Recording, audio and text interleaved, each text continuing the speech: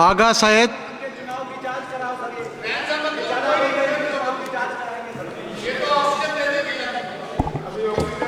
Mister chairman, بہت بہت شکریہ آپ کا.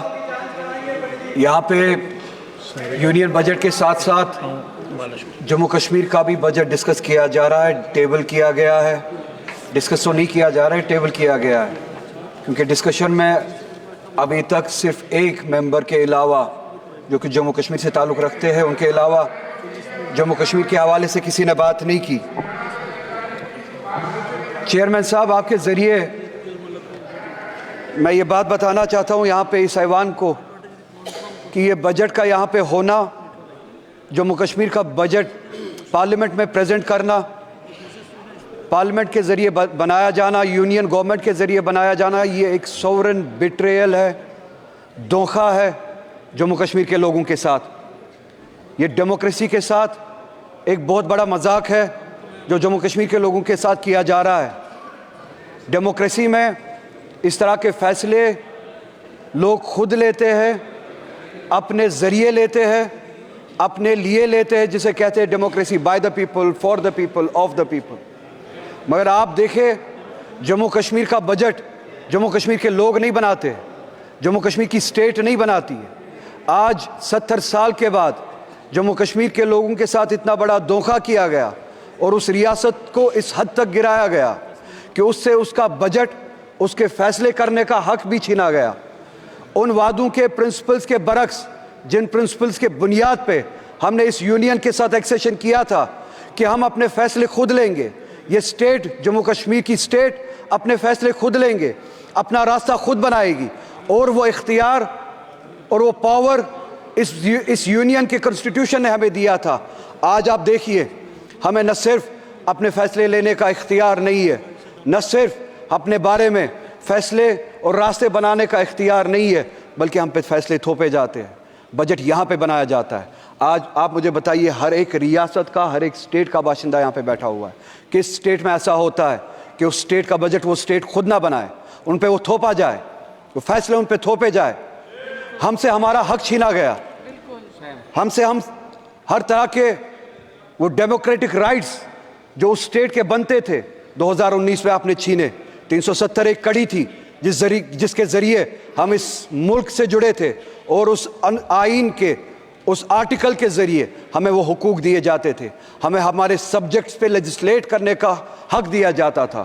ہم سے پوچھے بغیر 370 یہاں پہ چھینا گیا، ہم سے پوچھے بغیر ہمارے خلاف فیصلے لیے گئے، ہم سے پوچھے بغیر ہمارا سٹیٹس، ہمارا ڈیموکریٹک رائٹ ہم سے چھینا گیا.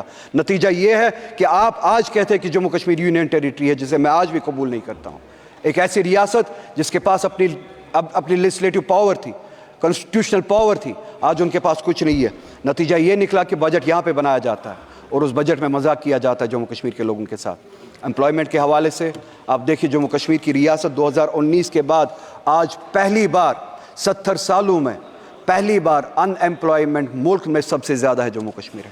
ان کے اپنے اعداد و شمار پہلے نمبر پہ یا دوسرے نمبر پہ آج پہلی بار، چونکہ ہم سے ہمارے اختیارات چھینے گئے، ڈیسیجنز ہم نہیں لیتے، آپ کا وائس رائے وہاں پہ ڈیسیجن لیتا ہے جسے آپ ایل جی کہتے ہیں. نتیجہ یہ نکلا ان ایمپلائمنٹ سب سے زیادہ ہے. ان ایمپلائمنٹ اتنی زیادہ ہے کہ اب اگر لوگ وہاں پہ اپلائی کرنا بھی چاہتے ہیں، آپ کے پاس اتنے ریسورسز نہیں ہے، جگہ نہیں ہے جن کے ذریعے آپ وہ جو ضرورت ہے وہ پورا کر سکے، وہ امپلائمنٹ دے سکے. امپلائمنٹ کے حوالے سے آپ بہت ساری لیولز پہ جموں کشمیر کے لوگوں کے ساتھ جنگیں لڑ رہے ہیں. نئی ریزرویشن پالیسی یہاں پہ لاگو کی گئی، ہم نے نہیں بنائی، جموں کشمیر کے لوگوں نے نہیں بنائی، یہاں پہ بنائی گئی اور وہاں پہ تھوپی گئی. 70% ریزرویشن بڑھائی گئی، اوپن میرٹ کو 30% تک کم کیا گیا. اوپن میرٹ کے لیے اب جگہ صرف 30% بنتی ہے. یہ ایک ایسی لڑائی ہے جہاں پہ یہ چاہتے ہیں کہ وہاں پہ کلاس وار ہو، سوسائٹی کے جو مختلف سیکشنز ہیں آپس میں لڑے.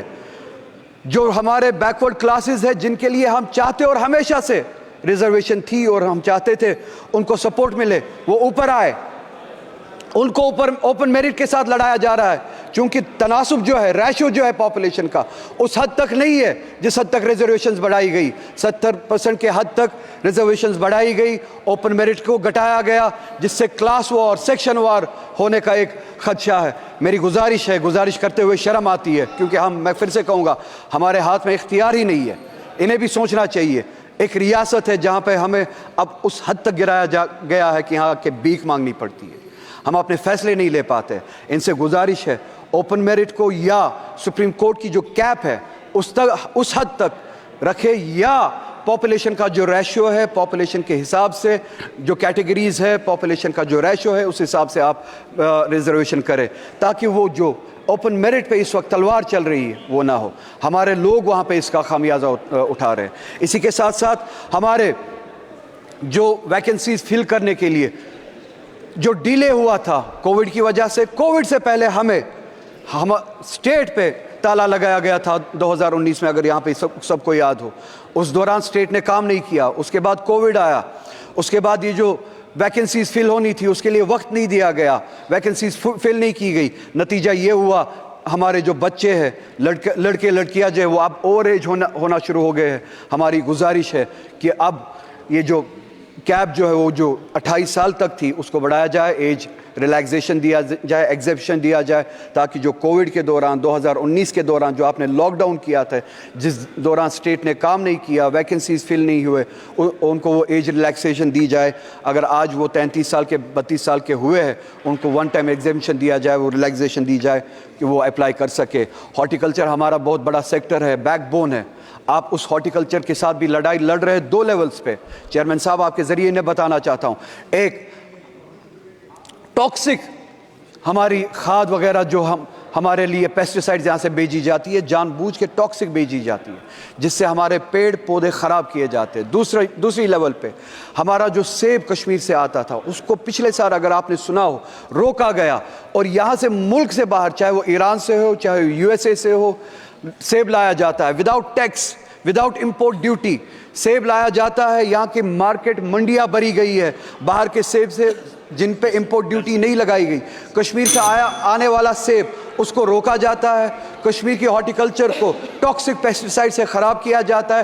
2 لیولز پہ ہمارے ساتھ جنگ لڑی جاتی ہے، ہماری اکانومی کو کمزور کیا جاتا ہے، ہمارے ہارٹیکلچر کو کمزور کیا جاتا ہے۔ میری گزارش ہے، ہم چاہتے ہیں، جموں کشمیر کی عوام چاہتی ہے کہ امپورٹ ڈیوٹی لگائی جائے، جو باہر سے سیب آتا ہے اس پہ امپورٹ ڈیوٹی لگائی جائے، اور جو یہ ٹاکسک پیسٹیسائڈ ہمیں بھیجا جاتا ہے اس حوالے سے کام کیا جائے، یہ پیسٹیسائڈ ہمارے بیچ نہ بھیجا جائے، ہمارے ساتھ اس طرح کی جنگیں نہ لڑی جائے۔ ہمیں جی ہاں میں وہ بات بھی کروں گا۔ وقت میرے پاس زیادہ نہیں ہے، آپ کا ہاتھ گھنٹی پہ ہے، ہمارے ساتھ ہر طرح کی زیادتی ہوتی ہے، وقت بھی اسی طرح کی ایک زیادتی ہے، میں جانتا ہوں۔ میں ایک بار نہ چاہتے ہوئے یہاں پہ دہرانا چاہتا ہوں، میں یہاں پہ الیکشن کی بھیک مانگنے کے لیے نہیں آیا ہوں، میں یہاں پہ اپنا سٹیٹس اور اپنا کنسٹیٹیوشنل رائٹ جو 370 کے ذریعے ہمیں دیا گیا تھا وہ مانگنے آیا ہوں۔ مگر جاتے جاتے یہاں پہ یہ اس وقت کی سپیچ کنکلیوڈ کرتے چیئرمین صاحب آپ کے ذریعے پورے ملک کو یاد دلانا چاہتا ہوں کہ سپریم کورٹ نے اس گورنمنٹ کو ڈائریکشن دی تھی کہ سپٹمبر تک وہاں پہ ڈیموکریٹک گورنمنٹ قائم کی جائے۔ سپریم کورٹ کی ڈائریکشن کے مطابق اگلے مہینے سپٹمبر کا مہینہ شروع ہونے والا ہے، مگر ابھی تک بس ایک منٹ میں کنکلیوڈ کر رہا ہوں، ابھی تک وہاں کے ڈیموکریٹک وہاں کے الیکشن کے لیے ابھی بھی کوئی پروسیس شروع نہیں ہوا ہے۔ آپ سے گزارش ہے ڈیموکریسی کے لیے، for the spirit of democracy انہیں ڈائریکشن دے، کم سے کم سپریم کورٹ کی ڈائریکشن پہ عمل کرے اور وہاں پہ الیکشنز کرائے۔ اور یہاں پہ جیسے کہ اکھلیش جی نے کہا سیٹیں اگرچہ انہوں نے بڑھائی ہے، جو یہ ملک بھر میں ریزرویشن اور پچھڑے ہوئے کلاسز کے بارے میں باتیں کرتے ہیں، اس حوالے سے یہ جواب دے بجٹ میں اپنے پلان میں جموں کشمیر کی اسمبلی میں انہوں نے اس حوالے سے کیا ہے۔ میں آپ کا بہت ہی زیادہ شکر گزار ہوں، آپ نے مجھے وقت دیا،